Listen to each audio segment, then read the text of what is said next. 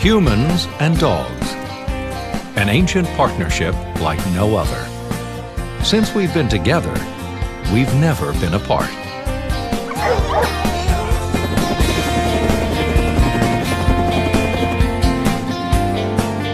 From the start, we have shaped dogs to help make our lives easier.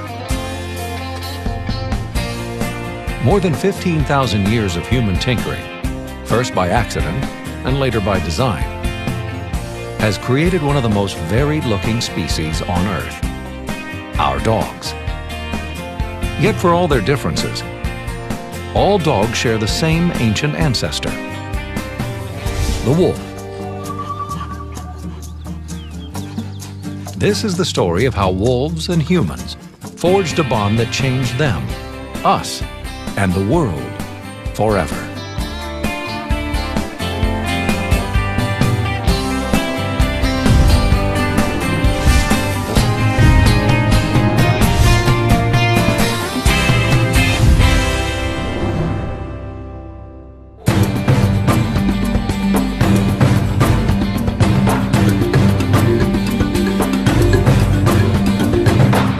Our story begins as the great ice sheets were advancing over the northern hemisphere, turning the world colder and drier.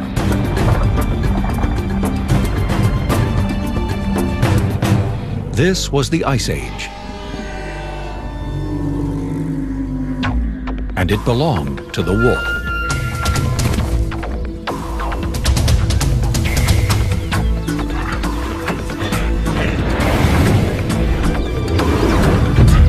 This vast landscape was their backyard.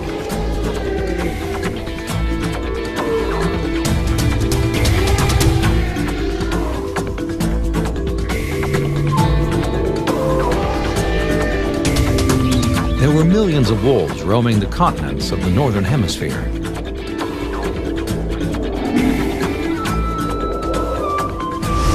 And whether they lived in the Arctic or the desert, they lived in packs. Our ancestors would have feared and admired the wolf's speed, stamina, and superior senses.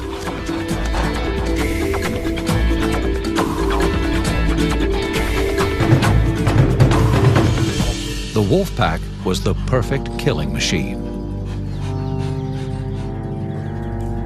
Once they sniffed out prey, it was already too late.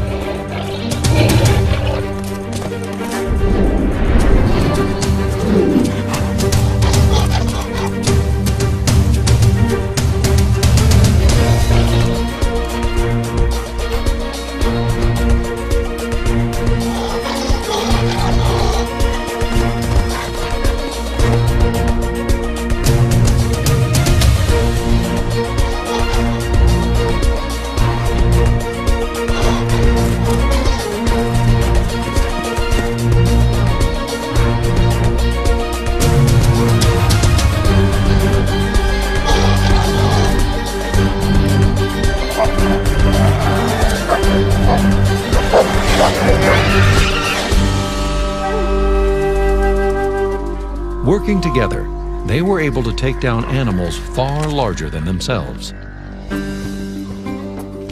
Wolf packs have a strict social order, led by an alpha male and alpha female. And the alphas got the choice bits, but the pack got its share too.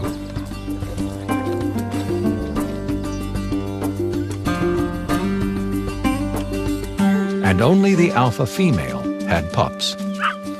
But just as it took the pack to bring down prey, the pack helped raise the young. A wolf pack was a family. And in that sense, they were just like us.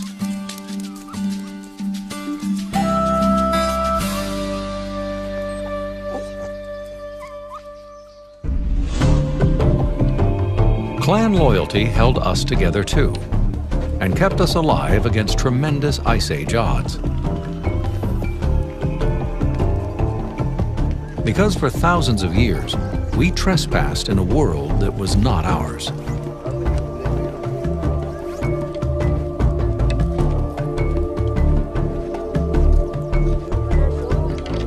Back then, there were less than 1 million people on the entire planet.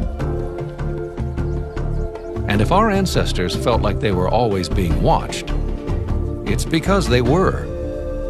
Wolves, like us, are curious animals. For a carnivore with a nose 100 times more sensitive than ours, the smell of cooking meat would have been an irresistible lure. They followed their noses to the edge of our camps and discovered an unexpected prize: our garbage. Even for this top predator, hunting was hard work that often went unrewarded. The most curious, least aggressive wolves discovered that there were rewards to be had living close to us. Our scraps became a new kind of fast food, and the camp wolf was born.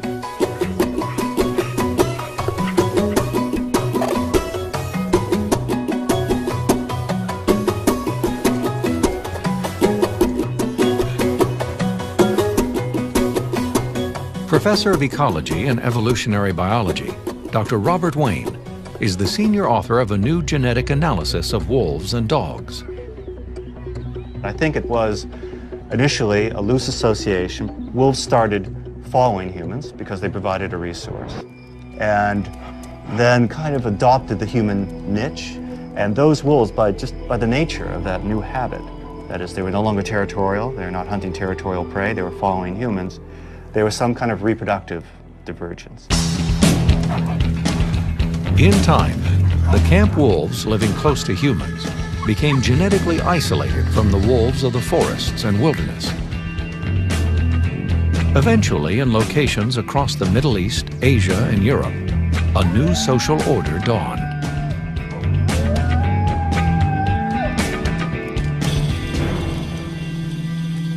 And the most curious humans and wolves were taking one small step toward the creation of the dog.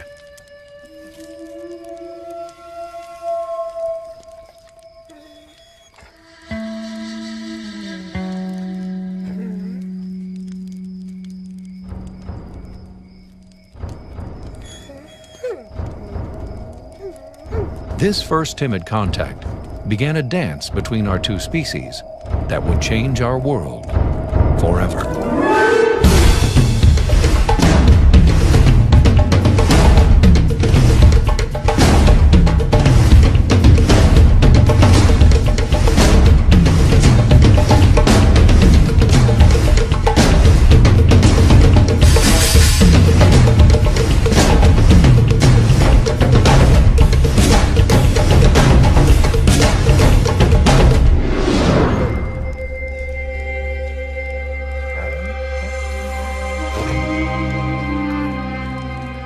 There must have been something special about wolves which predisposed them towards domestication. And I think the real inkling of that is wolves were the only large carnivore that human has ever domesticated.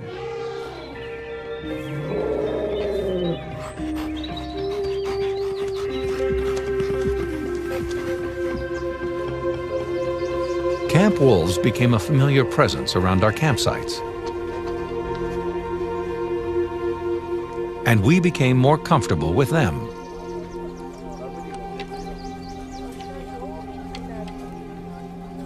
These were perilous times for our ancestors. They were surrounded by animals bigger, stronger, and faster than us.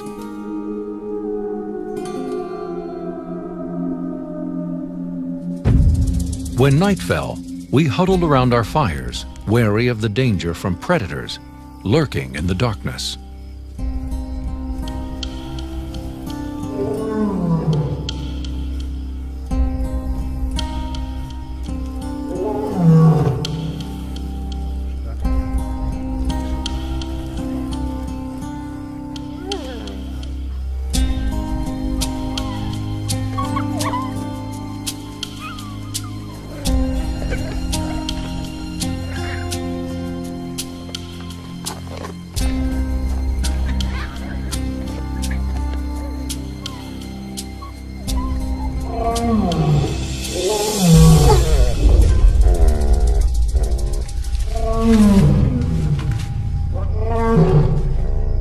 It's likely the camp wolf's earliest service to humans was as an alarm to danger.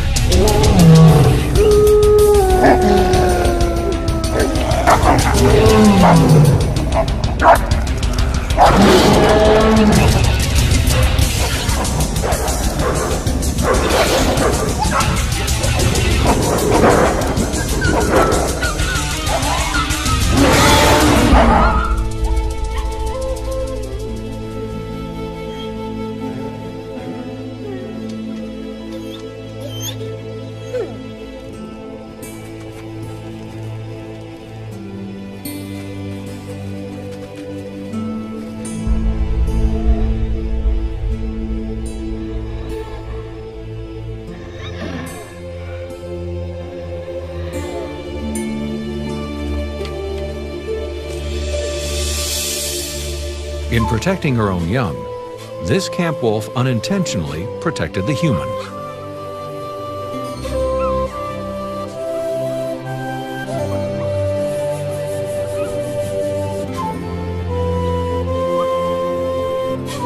But now her pups were orphaned.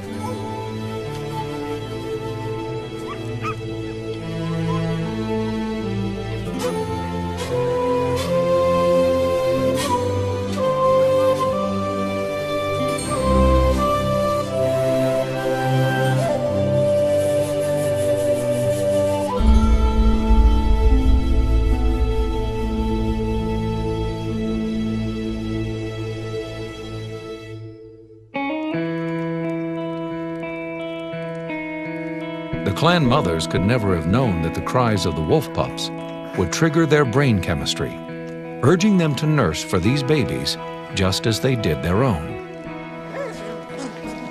This brain chemical, oxytocin, is made by all mammals, and it's released through suckling and by warmth and repetitive touch. That night around the campfire, no pup or clan member was immune to the powerful connective chemistry being unleashed.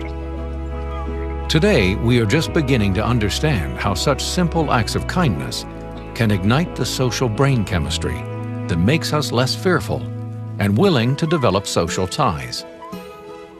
The pups and clan members first felt this bond more than 32,000 years ago. As new generations from these orphaned pups were born, the camp wolf evolved into the proto-dog, the precursor to man's best friend. And with each new litter, our ancestors kept the tamest pups and shunned the rest. Early on, any wolf that hinted at aggression, or a proto-dog that hinted at aggression towards humans, especially our children, would have been immediately removed and killed. The ones that successfully integrate with humans are the ones that tend to be more docile. Instead of natural selection guiding evolution, human intervention changed the very nature of the proto-dogs.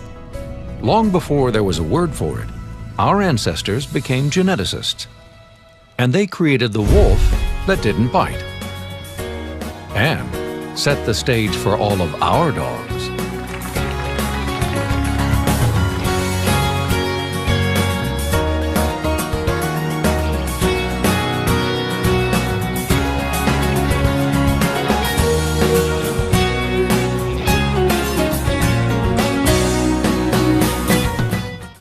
A recent genetic study provides clues of how all dog breeds are related and how they're all related to wolves.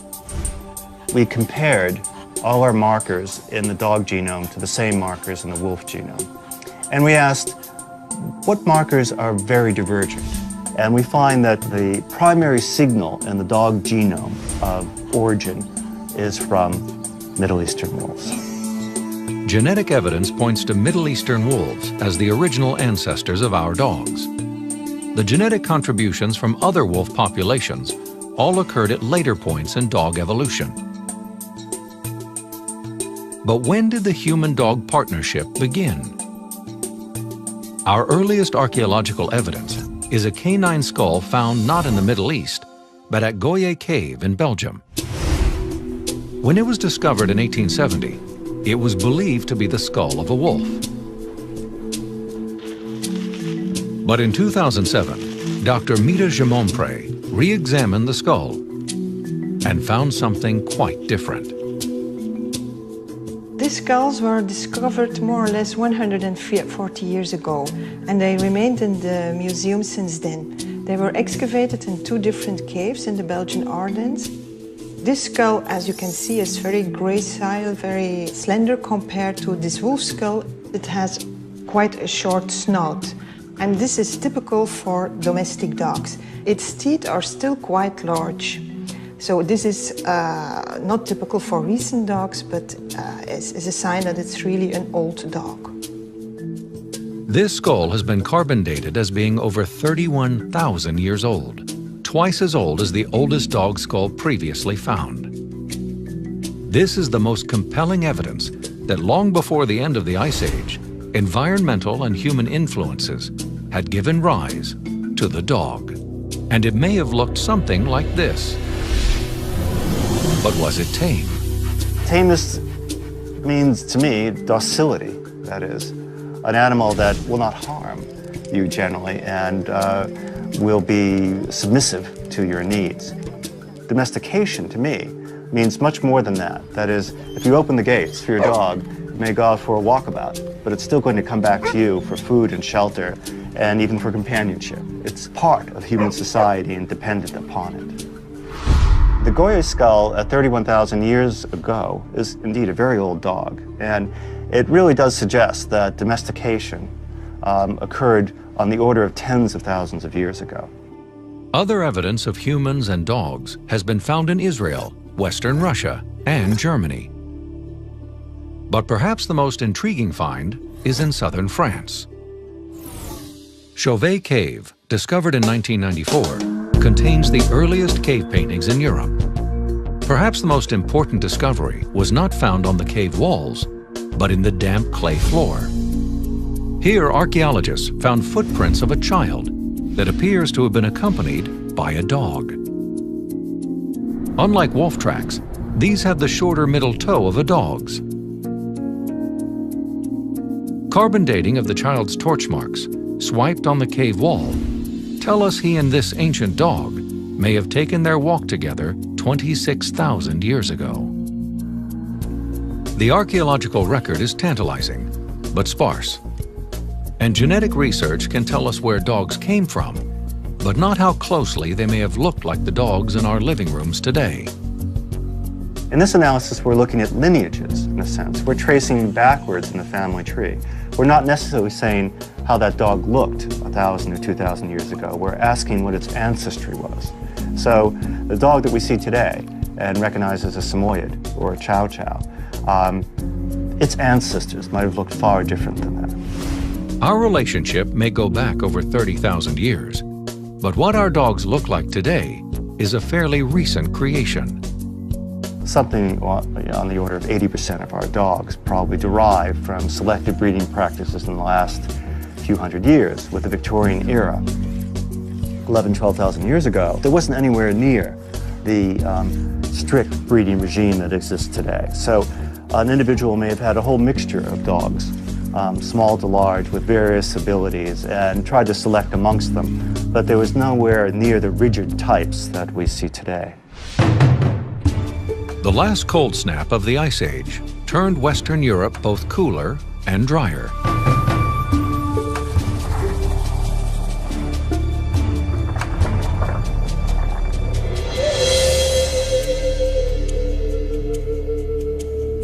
As climate changed, our ancestors had to adapt. And for hunter-gatherers, hunger was an everyday occurrence.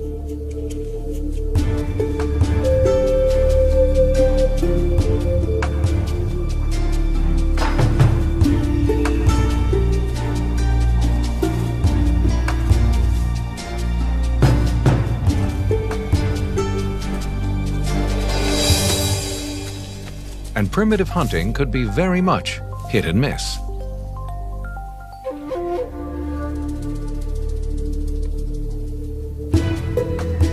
Our ancestors discovered their dogs could flush and kill game more efficiently than they could. Dogs had the keen ears and noses to find game, big and small, and the speed and agility to run it down.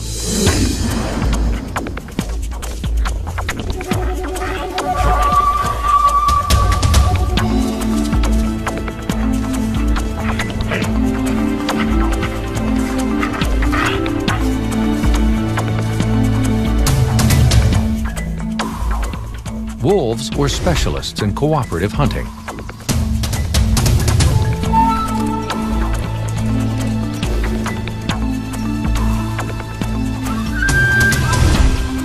Our ancestors learned that some dogs retain the wolf's instinct to hunt and to share their food with us, their pack.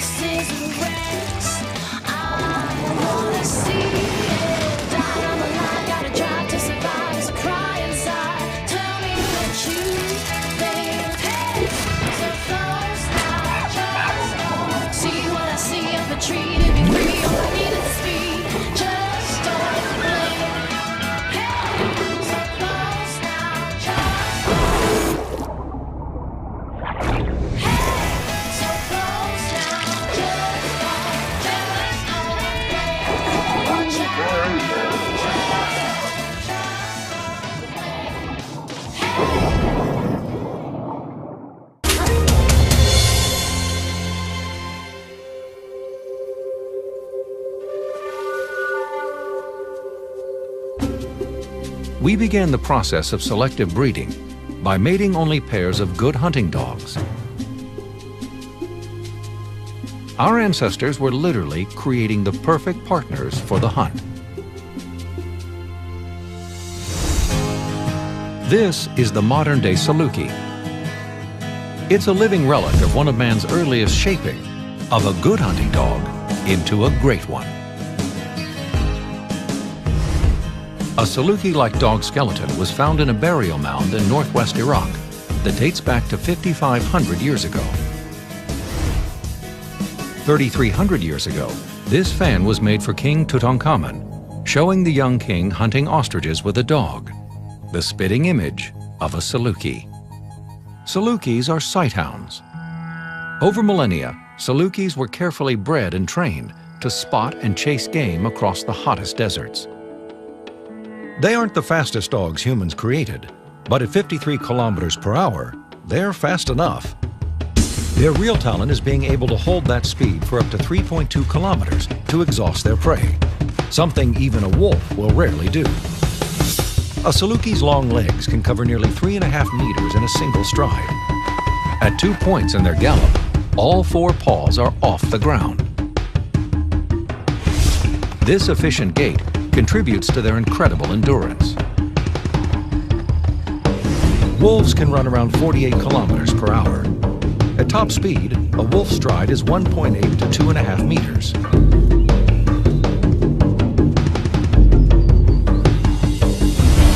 Salukis do not track by scent. Odors dissipate in the dry desert winds. Instead, Salukis rely on their vision to spot prey in the open landscape. Sight is generally considered one of the weaker of a dog's senses, but the long-skulled sighthounds have binocular vision like we do, and a very wide field of vision, 270 degrees. That's 110 degrees wider than ours.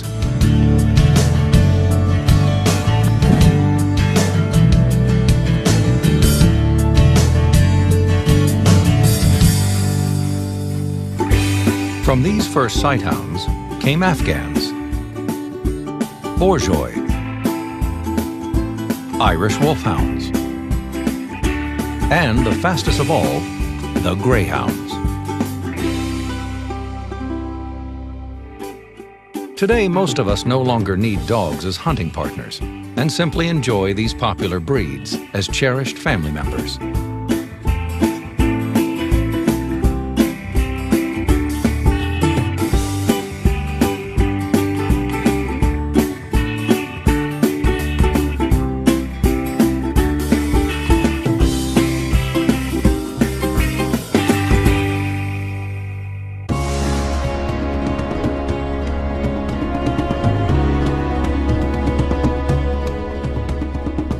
Our hunter-gatherer ancestors were always at the mercy of climatic and seasonal changes.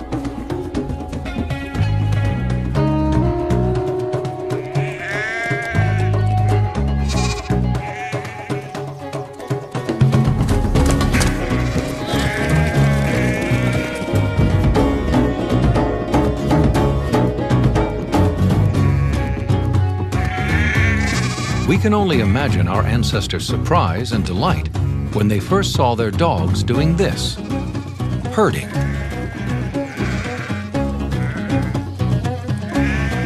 Little did they know, they were witnessing the beginning of the end of life as they had always known it.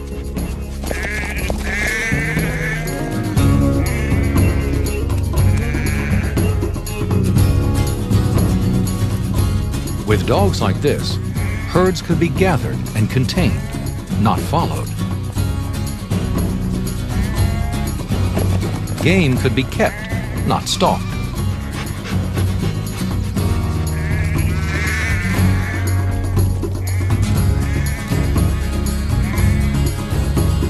Thanks to dogs, wild animals became livestock, and we humans were on our way to becoming herders and farmers.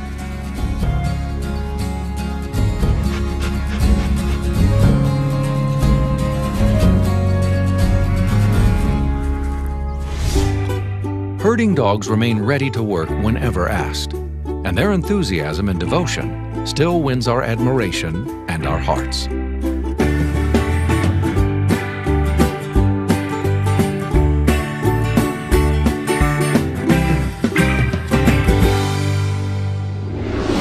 Even today, Jerry Williams needs a bit of wolf to help him get the job done.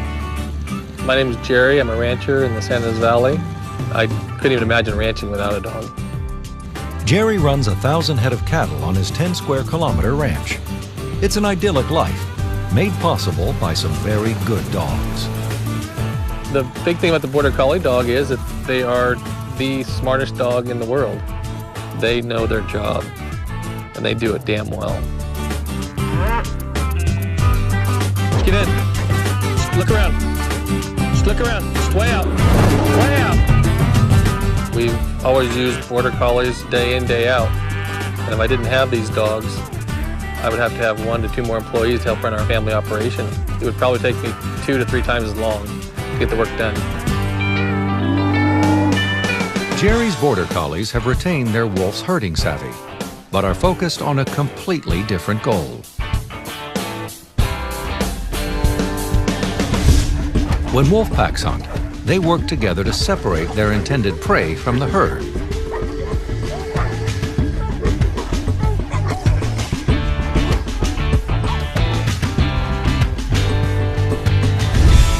When this wolf-like pack stalks the herd, it's not to divide and conquer, but to keep them moving together. This inhibition of the killer instinct may seem unwolf-like, but it isn't. A good herding dog has the right balance of boldness, excitability, and a desire to herd. The dogs love to do what they do. They'll work their heart out and do anything for me. They're the most loyal animals I've ever been around in my life. I'll be honest with you there. They're just like our family and best friends. We get to work with our best friends every day.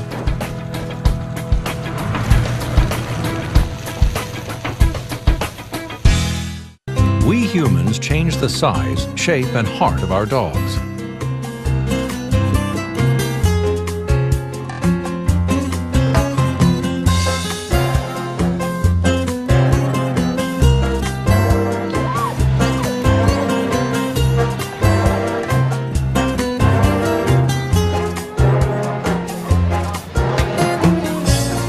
the one wolf feature that came through evolution unscathed was the wolf's incredible sense of smell. Wolves, in favorable conditions, can detect a scent up to 2.8 kilometers away. And from the earliest days of our relationship with dogs, we've put their noses to work for us. We rely on keen vision to navigate our world, which is fine in open, well-lit places. But the dog's nose can smell what can't be seen. Animal behaviorist Alexandra Horowitz says to know the dog, you must know its nose and the ways it experiences the world. As we see the world, dogs smell the world. You know, we open up our eyes and there's the world visually in front of us. Dogs, come into consciousness and take a big sniff, essentially. So we can kind of imagine that the entire geography of this world is redrawn for them in odors. And every sniff tells a vivid story. You watch a dog's nose for any length of time, they're doing terrific gymnastics. The sniff of a dog is not like our clumsy sniff. It looks like the dog is turning his head to see, but really he's turning his head to sniff first. Whether it's big, round, and the palest pink, or small, pointy, and glossy black, all dogs have highly sensitive noses.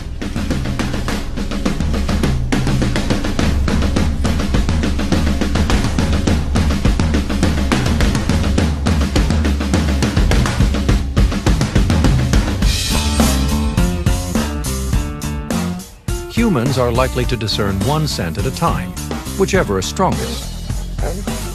However, a dog can sort through a myriad of scents simultaneously.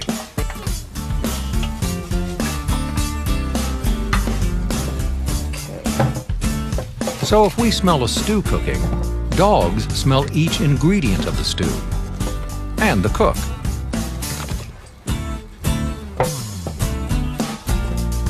What does this smell like, guys? Does this smell good to you, huh? Good dogs. It's gonna be really good. Dogs can move one nostril at a time, permitting them to perceive the direction of a scent. Once they pick up the scent, it dissolves on their wet nose. These liquefied molecules are then pushed further back into the snout. The dog devotes 40 times more of its brain power to smell than we do. A dog's nose contains about 387 square centimeters of scent receptors, called the epithelium.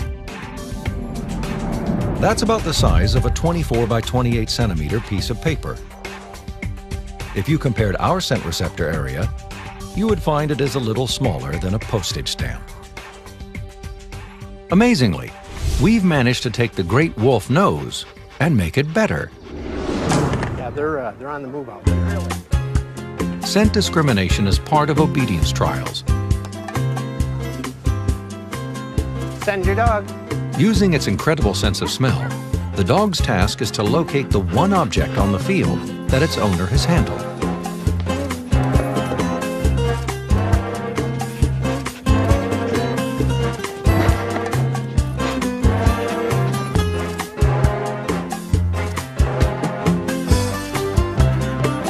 Through careful breeding, we created the bloodhound nose, complete with 300 million olfactory sensors. Even the dachshund has 125 million. And the beagle packs in 225 million scent receptors in its nose. We have 96 different breeds of scent hounds, dogs specifically created by us over the years for their exceptional sense of smell. And today, people use a dog's keen sense of smell in many ways. If an object has an odor, a dog can be trained to identify it and find it. And Dr. Giovanni Morsiani's dogs do just that. I like to present you the king of the table, the truffle. You can see how magnificent they are, that bowl of white and black truffle that the Lagotto Romagnolo found here in Bagnara di Romagna. It turns out that a dog's keen sense of smell is perfectly suited for sniffing out these subterranean delicacies. And the dog of choice for Italian truffle hunters is the Lagotto Romagnolo.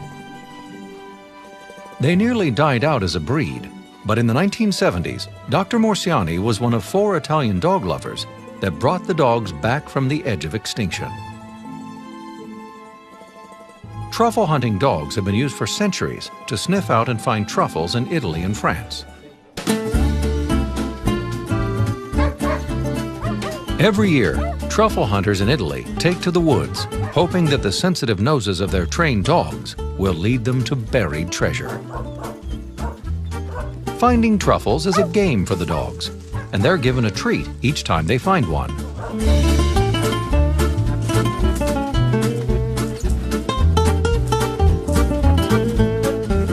The handler stops his dog before its nails ruin the truffles.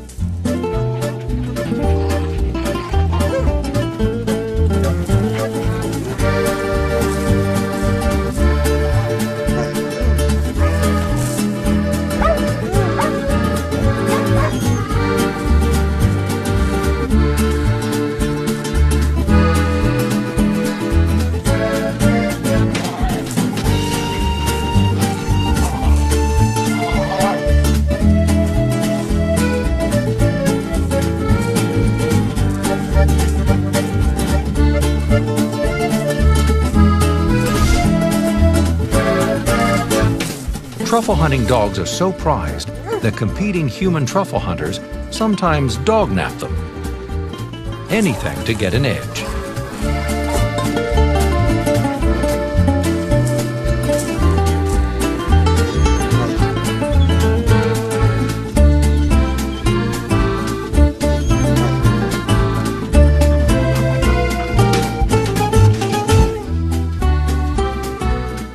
When it comes to plucking this musty jewel, nothing beats the power of the nose. Next to smell, the sense of hearing is the most acute of a wolf's senses. Wolves can hear as far away as 6.5 kilometers in the forest and 16 kilometers in the open. Our modern dogs inherited their great sense of hearing from the wolf. As newborns, a puppy's ear flaps are not movable, and their ear canals are sealed. They are deaf. Their ears don't begin to open until they're about 2 weeks old. By the end of the first month, the puppy's hearing is acute. They are able to detect the direction that a sound comes from, and just like us, they learn to screen out a lot of background noise. These are important skills because, as adults, these dogs will sleep through blaring stereos or honking cars.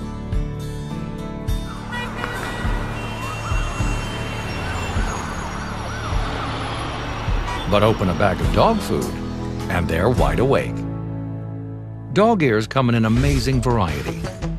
Extremely long and floppy, small, soft, and perked, or folding elegantly alongside the face. It's the pinna that's the outer, visible part of a dog's ear. Dogs are able to tilt, turn, raise, and lower their ears to locate not only the sound, but pinpoint the exact origin and accurately interpret whether it is threatening or not. The frequencies that dogs hear are nearly twice what we do, and they can pick up and distinguish sounds roughly 4 times the distance we can. At the outer edge of the ear is the ear flap. The flap funnels the sound through the ear canal to the tympanic membrane, or eardrum. Inside the eardrum are 3 small bones that increase the intensity of sound vibrations. The vibrations enter the spiral-shaped cochlea, which converts them into signals that are then delivered to the brain. And all this happens in 0.06 of a second. But what has proved to be the most important thing a dog can hear is the sound of the human voice. Hands up, light. Beautiful, awesome. Okay, get it. Okay. Step. Dogs' ears are exquisitely tuned to the tone, pitch, and rhythm of our voices. These are nonverbal cues that reveal our emotions and intentions to our dogs. Up, switch. Nice, very nice. Ready? Let's go. Okay, Becky, pull. That ability to understand us allows companion dogs to enhance the independence and quality of life Okay, Becky, of their stop. disabled partners. Becky, stop. And this partnership is built on the human voice. But just understanding our voice might not mean much without a dog's willingness to do things for us. Hearing dogs combine that willingness to help along with an acute sense of hearing the world around them. Tico, a Labrador Retriever, is learning to recognize a knock at the door and alert his partner with a nudge to the leg.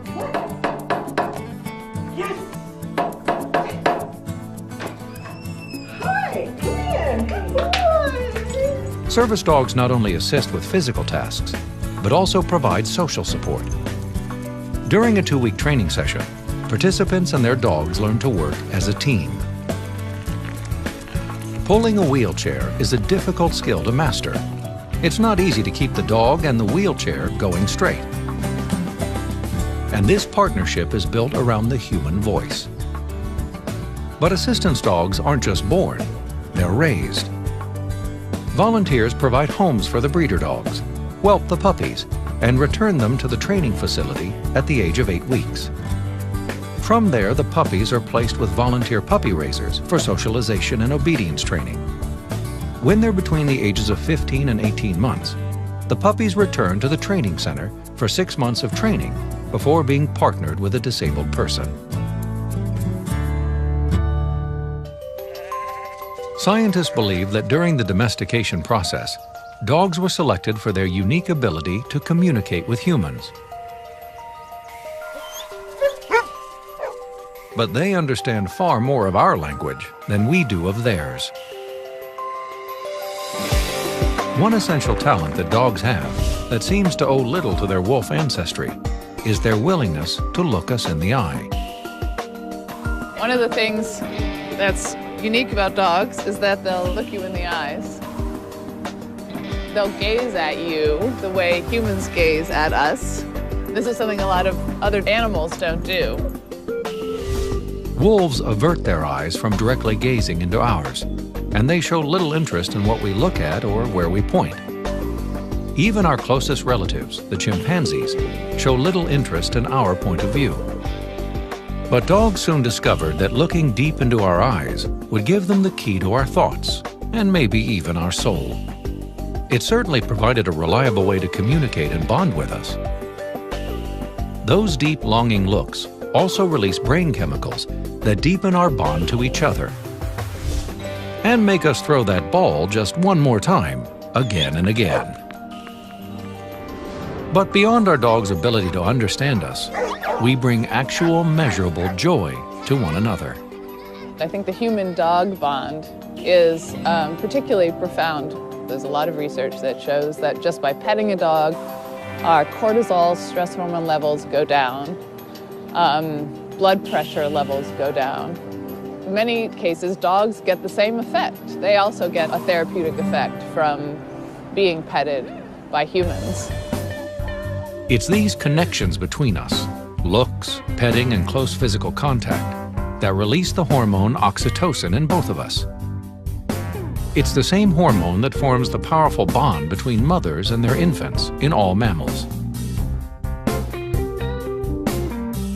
It turns out oxytocin has a powerful anti-stress effect on both of our species, making us calmer and more receptive to the nonverbal messages that pass between us. This hormone connection gave our dogs a welcomed place at our ancestors' campfires, and later in millions of our homes across the planet.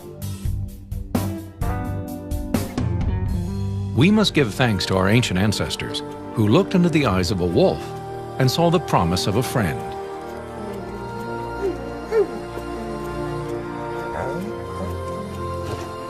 And to all those people that came before us that found they had a way with dogs,